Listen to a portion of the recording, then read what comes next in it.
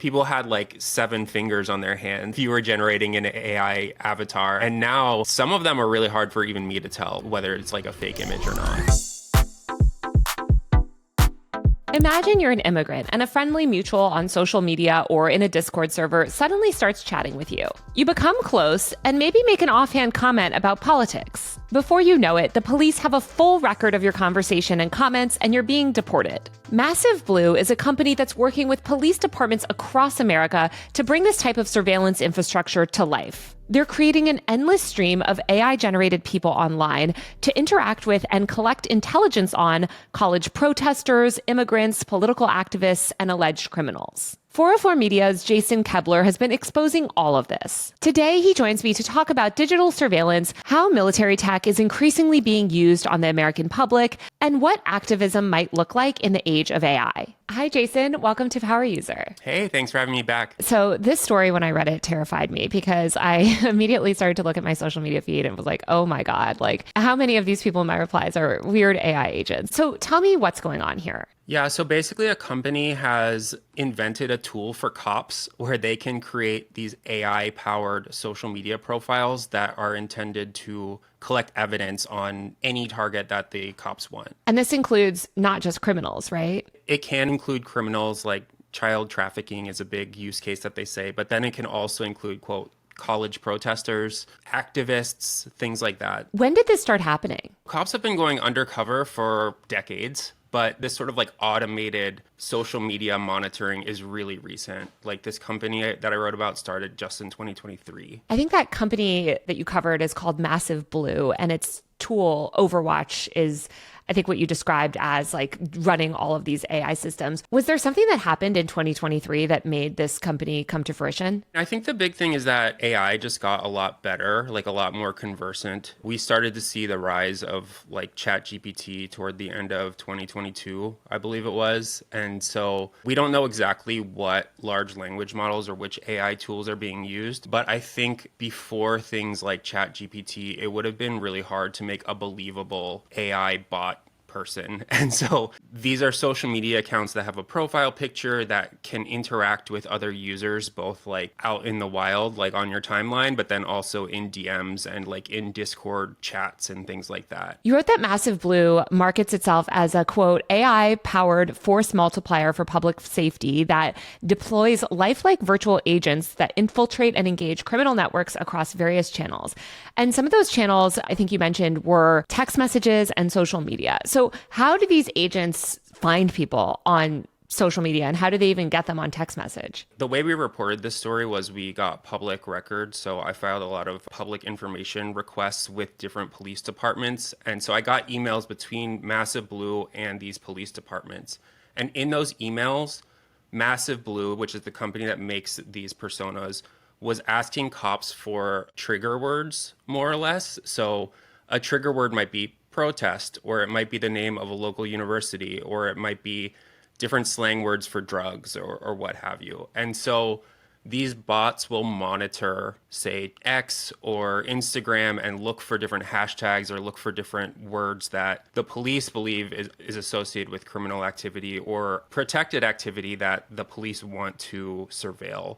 And then the bots will basically like start responding. They're like reply guy bots, more or less. And I think that if they're able to like start a conversation, you know, you can go down the rabbit hole where maybe like a conversation would start on Twitter and then move to like a private Discord or something like that. Yeah, you start tweeting at each other, maybe the bot DMs you, then suddenly you're talking to them on text message and Discord. Massive Blue lists things like border security, school safety, and stopping human trafficking among this tool's use cases. Has this technology so far led to any arrests? From what we're aware, it has led to 0 arrests. We know that they're working with at least 2 police departments, and in those 2 counties, which, you know, Yuma County and Pinal County in Arizona, both close to the border, there have been 0 arrests associated with this. It's possible that they are working with other police departments in other states, but the company is really, really secretive.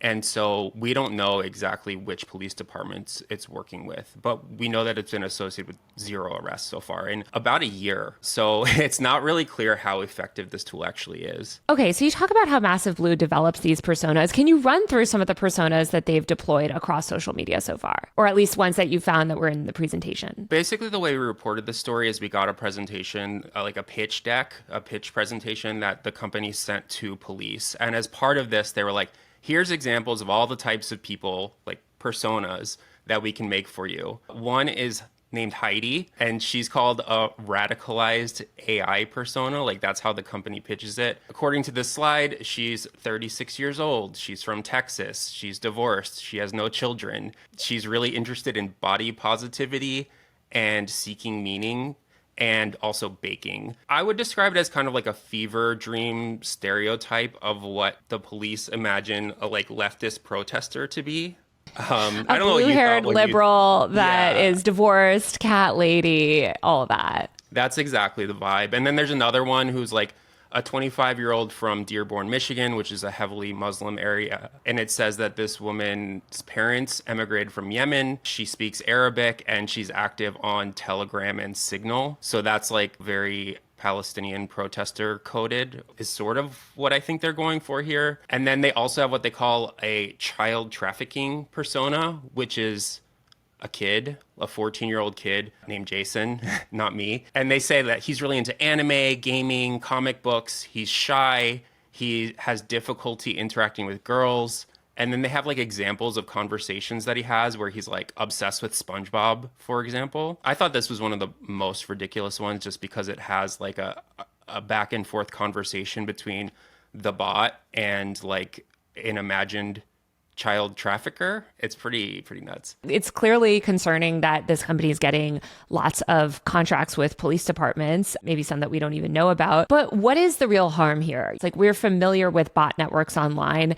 I feel like this was a big thing, back in 2016, 2017, when people were really worried about bots influencing our election or shaping discourse. And I feel like a lot of those concerns ultimately never came to fruition. So what is new about what's happening here, and why should people care about this? I mean, I think that in the 2016 election, for sure, there was like a lot of fear about the Russian troll armies. And in some cases, those are bots. In other cases, it was like people in Russia who were, planning protests and sowing discord and like fighting with other people online. In this case, it's like police who are supposed to be keeping us safe. The like use cases that they are describing, like child trafficking, definitely a crime. Drug trafficking, definitely a crime. But then they also say that they want to use this to catch college protesters. It's like that's a protected activity under the First Amendment. And so you could easily imagine this being used not to catch criminals, but to trick people into endangering themselves if they're trying to plan a protest at a college or if they're trying to plan an anti-Trump protest. One of the people who works for Massive Blue is this guy named Chris Clem, and he was a Border Patrol agent for like 27 years, I believe. And if you look at his LinkedIn, he's posting images of himself with RFK Jr., Tulsi Gabbard, with like all of these Trump administration officials. And so it's clear that this technology is very like anti-immigration coded, anti-leftist coded, like that is kind of the point here. One thing that immediately stood out, and I think you mentioned this in the story, is the potential to, like you said, trick students, and specifically foreign students. I mean, the Trump administration has revoked the visas of hundreds of foreign students at this point, mostly those who have protested against, Israel's assault on Gaza. But it seems like, especially for maybe a non-English native speaker, or maybe somebody that's a little bit new to online spaces on the left, like they've just started college, maybe they're visiting, they could be very easily tricked by something like this, right? I mean, I could imagine a young person, again, not a native English speaker, maybe starting to talk to one of these AI agents and saying the wrong thing about Israel and Gaza, or saying the wrong thing about some political matter, and then that being used to revoke their visa or punish them in some other way. I mean, absolutely. And that's like where my head went to immediately when we started doing this story, because protest is protected by the First Amendment if you're a US citizen. But what we've seen in recent weeks is that people getting picked up off the street because they wrote a critical op-ed in a college newspaper. We've seen people held at the border because they have these like very minor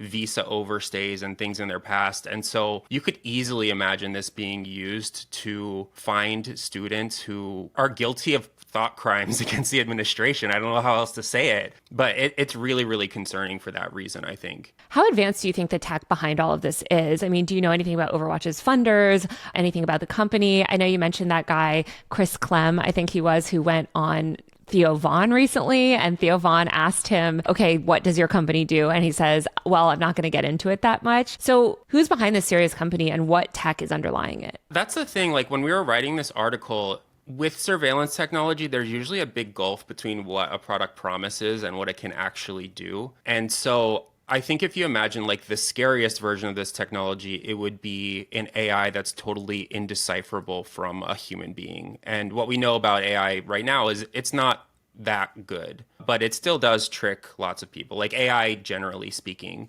So I think it's really hard to know whether this is like a company that's kind of pitching snake oil that where it doesn't really work that well, or it's like a sophisticated AI. I think given that the people involved don't seem to be highly technical, I would bet that it's kind of like off the shelf AI technology. Like, I don't think that they're using technology that you or I couldn't use to create like an AI persona. If we were doing like a chat GPT, that's probably what it's like. Right. I mean, I feel like this company might be a little bit of a joke, or maybe it hasn't really built the most effective tech yet. But then you guys have also done tons of reporting on Palantir. And I wrote about their efforts recently too, and partnership with ICE, where they're seeking to develop more and more AI tools. And they've developed so many sophisticated AI tools, obviously for use in places like Gaza. How likely do you see that sort of similar tools like this will be replicated potentially by more capable tech companies like Palantir or some of these other kind of defense contractors? Yeah, I mean, we saw that ICE is saying that it's going to scan the social media of people on student visas to determine whether they can stay in the country, which is really scary. And we know that the way that they'll be doing that is with AI-enabled tools made by companies like Palantir, which is an incredibly sophisticated company that has been in the surveillance business for decades at this point. I think that cops,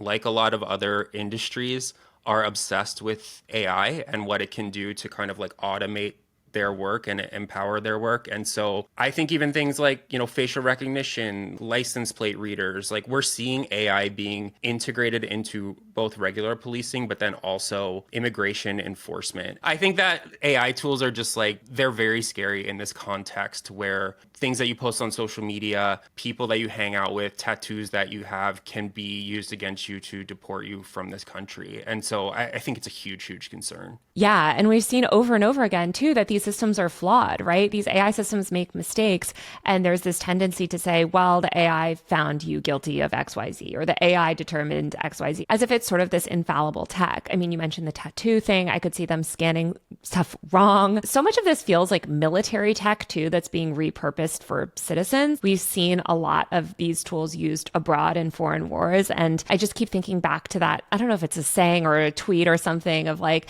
everything that's happening in Gaza, like those technologies will be weaponized against citizens. And I think of like that robot dog that we saw as well that's now being deployed by police departments. So are there any other ways that you're seeing kind of like military or defense tech now being used domestically? Yeah, I mean, Predator drones that, flew over Afghanistan, over Yemen for years are still there, are now patrolling the border. As far as we know, they are not armed. We're not doing drone strikes in Mexico, although people have been worried about that. I think that with surveillance technology in general, it is usually used in foreign wars first, and then it comes back to the United States. And they often try to use it in these like really high profile cases with really unsympathetic people to start with. So It might start with the Department of Homeland Security or the CIA or the NSA using a surveillance technology against someone that they consider to be a terrorist overseas. And then they might use it against a quote unquote terrorist in the United States or a mass shooter. But then that technology trickles down and it's used against undocumented immigrants. It's used against protesters. And then it's just used as part of day-to-day police work. And that's something that we've seen over and over and over again, where a technology that's used either in a war or like in an emergency context in the US suddenly gets used against everyday citizens as like a routine thing that happens all the time. And is there any sort of like oversight of these contracts or this technology? I mean, it seems like the federal government is deploying it. These local police departments deploy things like this. But is there any sort of oversight system for all of this tech that's being rolled out across the country? They're supposed to follow the law. Like there's various privacy laws. It depends on what technology is being used. You know, they're we have supposed privacy to... laws in this country, Jason? We have some. So, what? for example, there was a case just last week regarding a cell tower dump. And what that means is the cops were able to ask AT&T or Verizon for all of the phones that had connected to a specific cell phone tower to try to solve a murder, more or less. And so the cops were able to identify the murderer, but then they also identified thousands and thousands of innocent people. And a judge ruled that that was unconstitutional. And the way that something like that happens is you have to have people willing to fight this stuff in court. You have to have groups like these civil liberties groups, or in many cases, criminal defense attorneys who are willing to fight these surveillance tools on a constitutional grounds. And sometimes,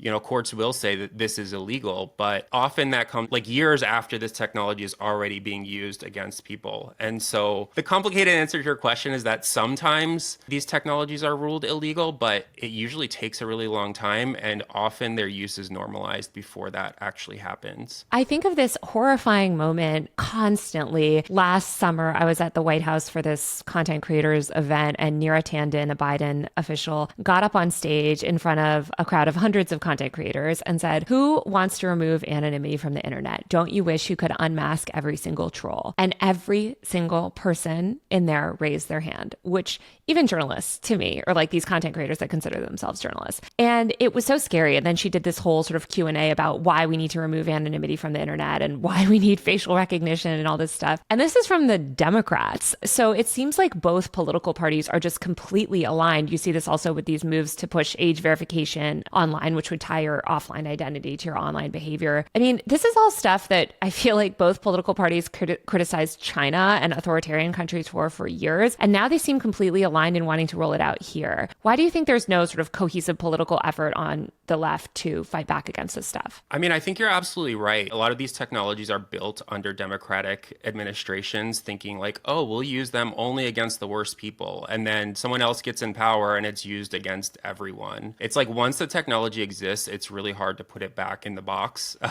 if you will. I mean, I think the reason that there's not a huge pushback against this sort of thing is because cops and the government are usually good about using these technologies against really unsympathetic people to start. Like they're usually used against mass shooters, white supremacist terrorists, people who are bombing buildings and things like that. And then they sort of say, well, thank God we had this surveillance technology. We were able to catch this person. And then it gets rolled out really widely. And by the time it's used against college protesters or journalists or just like random people in your neighborhood, it's too late. Like the technology is then mature. It's all over the, United States, is proliferated. And I feel like Democrats really don't want to be seen as being soft on crime. Like that's something that they have shown over the years where they're like obsessed with not being soft on crime. And so they're like, well, we're developing these technologies. Yeah, they're obsessed with buying into this like right-wing reactionary framework that like the US is being overrun with, violent criminals from Mexico or whatever. And it's just like there are people fighting back against this, but it's usually nonprofit lawyers who will pick a few cases and then they'll fight them in court, but they take a long time to run through the court system. Like by the time they have gotten a ruling on any given technology, there's 5 more technologies that have come out that are maybe even more invasive. And so it's really like playing whack-a-mole, I think. This episode of Power User is brought to you by Delete Me. As a high-profile journalist who's dealt with stalking, harassment, and death threats, I know how crucial it is to protect your personal information. Unfortunately, no matter how careful you are, data brokers will collect and sell your personal information to anyone willing to pay for it. This includes your name, address, phone number, and more. And when someone buys your data through a data broker, they don't just see you. They see your spouse, your kids, your family members, and loved ones. Removing this information off the internet helps protect against things like identity theft and stalking. But how do you even remove this information when there are thousands of data brokers? Delete Me is a subscription service that automatically removes your personal information being sold online. It's been an absolute game changer for me as somebody that values privacy. Delete Me scours the internet for your information and automatically handles takedown requests. They provide regular privacy reports so you can see exactly how much data they found on you,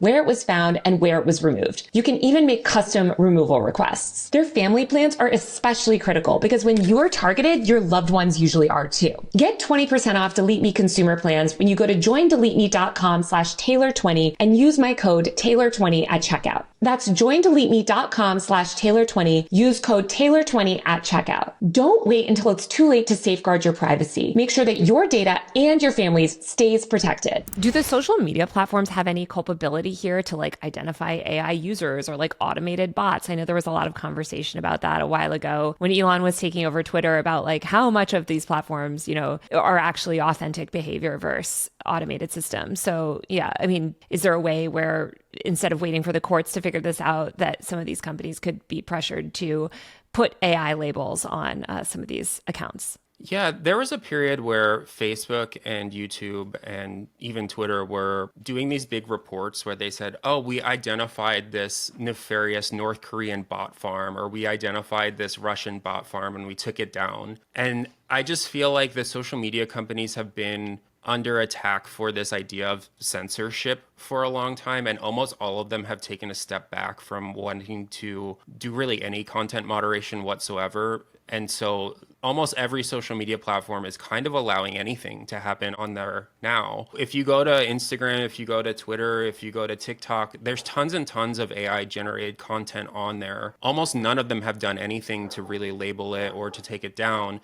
And at that point, deciphering between an AI generated account that's operated by the cops and identifying just like random AI spam, I feel like it's really hard at that point because they really have done a really bad job deleting this stuff so far. Yeah, it seems like the whole internet is already overrun with AI. Like I was mentioning before, I feel like maybe somebody that speaks English as their second language might fall for these bots, but I feel like I'm a pretty savvy internet user. I feel like most people at this point understand the concept of like bots and like AI, and like they'll do those snarky replies like, give me a recipe for a mango smoothie or something to see if the person's AI generated or a bot. How sophisticated do you think these systems could become? And do you think that we're approaching an era where maybe it's impossible to know who is a bot and who isn't? Yeah, I mean, I have seen so much AI generated content on Instagram and Facebook that people can't tell is AI generated. So I think that a lot of people are pretty sophisticated at being able to tell what is a bot and what is not. But at the same time, I think there's a reason why all of these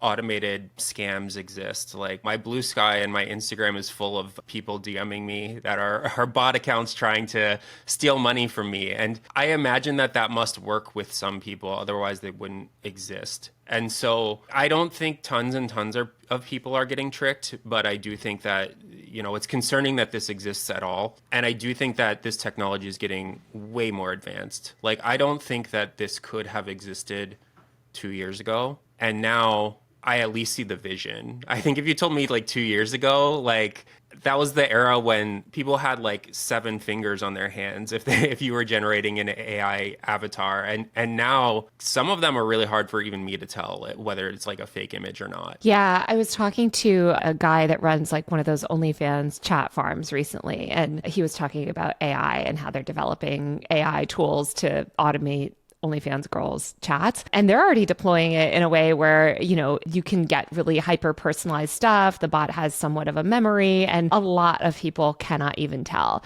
especially if their guards aren't up. Well, that's where my head went to also, because I've talked to some people who run AI influencer accounts. And I guess it's like, if your guard isn't up, I think that's the right way to think about it. If you're looking for it, then yes, like you probably will be able to tell what's a bot and what's not. But if you're in this context where, let's say you're already in a Discord chat with like hundreds of different people and they're all just chiming in here and there, like maybe you're not going to be able to tell which individual account is a bot.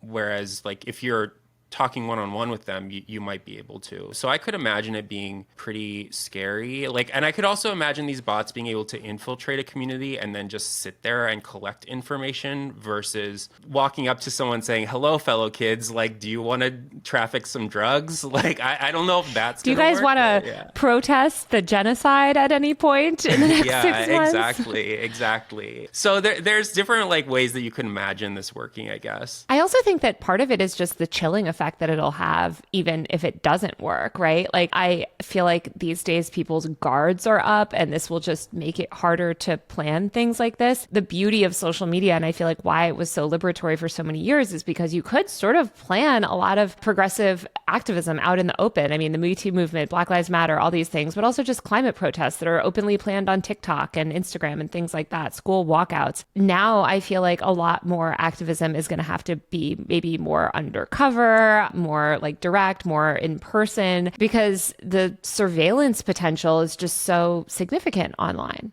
I think you're absolutely right. And like, let's say you're here on a student visa and you sort of have a precarious situation. We've heard of students asking their college newspapers to delete all of their articles that they've ever written. We've heard of, people trying to delete their social media accounts. And like you said, it used to be the case that you could just join a Facebook group that was organizing a protest or say, I'm attending like this anti-fascist rally. And now that is a threat. Like you can be deported for that. So I think that it's going to be a lot harder to organize these sorts of protests. And then also if you are a person who's in a precarious situation, maybe you're not going to join that Telegram group or that Signal group or that Discord where people are talking about ways that they're pushing back, because even just being in the group could be detrimental to you. What do you think people can do to kind of fight back against this massive surveillance ecosystem that's being built? Obviously, we need more reporting, uncovering things like Massive Blue, but what can average people do to help, I guess, fight back against this system? Because I feel like so much of it feels so futile. Yeah, I mean, it's a really scary time right now. I think I've been heartened to see a lot of the protests against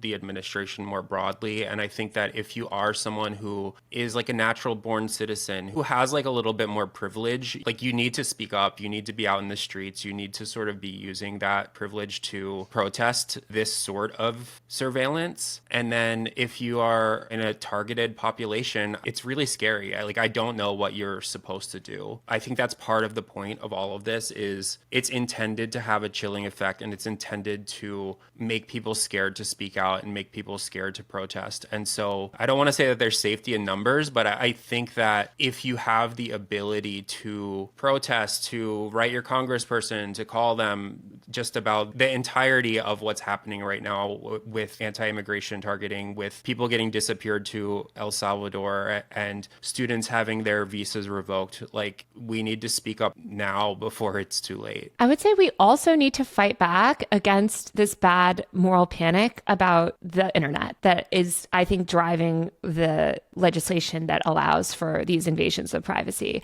I mean, the facial recognition and the age verification stuff is what I'm thinking of right now, but obviously other bills that are framed as protecting kids online, we know to be just essentially censorship bills that allow for more surveillance. I mean, there's a reason that Meta is backing the age verification efforts. It mandates that they actually collect more sensitive data on users, although they do want it from the device level. But it seems kind of frustrating, I guess, when we look at the state of tech legislation and people hear all these scary stories about these tech companies like Massive Blue or Palantir or whatever. And then they're sold this idea of, and that's why the internet's bad. And that's why we should just take everyone's cell phone away. That's why we should ban students from even having smartphones and things like that. And I guess I'm concerned about people missing that nuance of actually, we don't want to dismantle the whole internet. We want to be able to use the internet for its original purpose, which was liberatory. Yeah, I mean, I think that anecdote you raised about people raising their hands at the White House saying that anonymity online should be abolished. It's like people can't imagine these technologies being used against them until they actually are used against them. And I think that that's one of the really scary things about the surveillance state is that first it comes for the most marginalized people in society, but then it just becomes really commonplace. And the idea that, well, I don't have anything to hide, so I shouldn't worry about it, like that is a terrible argument, because what is being criminalized in these cases is just normal online activity. And I think the worst thing that we could say to anyone is, yeah, just get offline, because that's not an answer either. Well, it also disempowers you, because you know who's not getting offline is the far right and ICE and all of these systems. Like, these reactionary people are only getting more and more online, and their tools are getting more and more ingrained in our internet ecosystem. And I think so many people on the left have fallen for basically really reactionary rhetoric through this like anti-capitalist lens, where they're like, oh, well, yeah, the internet is bad because it's for profit. And so again, we should just regulate the internet. But they want to regulate the internet in this way that actually enables surveillance and enables top-down control and is really nefarious. And I think what you said is so true as well about how these things start as benign. And I think when I talked to so many content creators, and after that event, I asked so many people, I was like, why would you raise your hand for this? And they're like, well, I get so much online hate and toxicity. And when you see the way that these things are sold to the public, especially, it's like, oh, these bullies, right? These bullies are harassing or grooming children. They're being toxic online. Shouldn't we unmask the trolls? And it's like, yeah, I mean, I get trolled more than anyone, right? Like, I would love to unmask a lot of these freaks in my comments. But as you said, you need to think about the ways that that would immediately be weaponized against you and others. I think you had such a great point about the far right is not marginalizing themselves. They're not taking themselves out of these spaces. And a lot of online spaces are starting to be dominated by that world. And I think that I don't want to say anyone should go subject yourself to harassment, like go fight with people on X or whatever. At the same time, I think that kind of like proactively and preemptively removing yourself from online spaces is exactly what the right wants. It's like a tricky situation, I guess I would say. And like people need to make that calculation for themselves. But I don't think that deleting your Facebook, deleting your X, deleting all of your social media and just kind of like receding from the internet is an option at this point, because there's very little difference between the real world and the online world, as you know better than anyone. And so I think it's important that like we make ourselves big and, keep these conversations up and don't proactively minimize ourselves, I guess. Also, these people can text. These AI agents can text you. They can message you on Discord. Like, they're not just out there in the public. They can infiltrate Telegram groups, group chats. Like, I think that part is extra nefarious too, because even if you quit social media, like we are, as you mentioned, we are all just more online and more interconnected than ever. And more of our communication is digital. Yeah, they are trying to infiltrate like all of these non-public spaces as well. And so they know that not everyone is on Twitter. Maybe a conversation might start there, but then it moves to somewhere more private, and they know that as well. Jason, thank you so much for joining me today. Where can people find your work? Yeah, so I'm a co-founder of 404 Media, which is an independent journalist-owned website. So you can find us at 404media.co, and our podcast is the 404 Media Podcast. Yeah, thank you so much for having me. Thanks again to Delete Me for sponsoring this episode of Power User. To help get your data removed from the internet, check out Delete Me via the link in the description and use code Taylor20 at checkout for 20% off consumer plans. All right, that's it for this episode. Thank you so much for watching. Don't forget to subscribe to my tech and online culture newsletter, User Mag. That's usermag.co, usermag.co, to support my work and to keep this podcast going. Also, my best-selling book, Extremely Online, is finally out on paperback. It has a brand new cover. It's out now, available wherever books are sold. Pick it up. It is awesome, and I'm obsessed with the new cover. If you like this show, please don't forget to give us a rating and review on Apple Podcasts, Spotify, or wherever you listen. Thanks, and I'll see you next week.